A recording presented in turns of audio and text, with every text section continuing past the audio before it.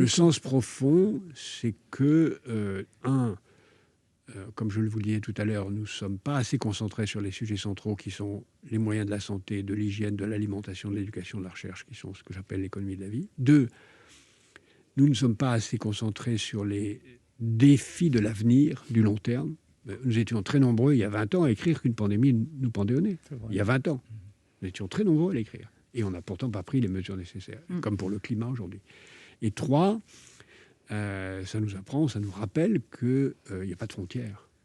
Et que les grands problèmes comme les grandes solutions sont mondiales. On le voit bien avec le... Mais vous êtes optimiste sur ce qui va se passer? Je n'ai jamais été ni optimiste ni pessimiste. Vous êtes lucide? Je pense qu'être optimiste ou pessimiste, c'est une attitude de spectateur.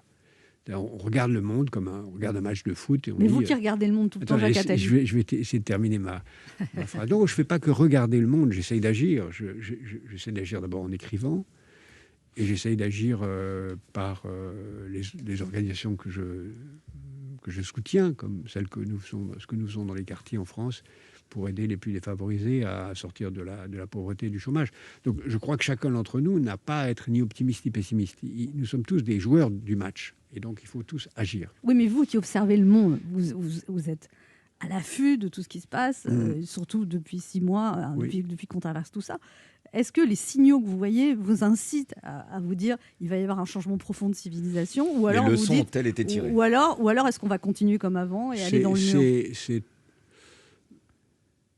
Si nous n'y prenons pas garde, c'est-à-dire si nous n'agissons pas, on va faire comme après la crise de la grippe espagnole en 1918-1919, où on a eu ce qu'on a appelé en français les années folles, et en anglais les Roaring Twenties, c'est-à-dire on va dépenser, on va s'amuser, on va faire la fête, on va oublier, on va recommencer comme avant, on va ne plus s'intéresser au long terme. Et on a vu ce qui s'est passé après la crise après 1920, après les années folles. Il y a eu 1929, il y a eu le nazisme, il y a eu tout ce qui a suivi. Donc, c'est une hypothèse. Maintenant, j'espère qu'on ne le fera pas. J'espère que d'abord, on aura pris conscience.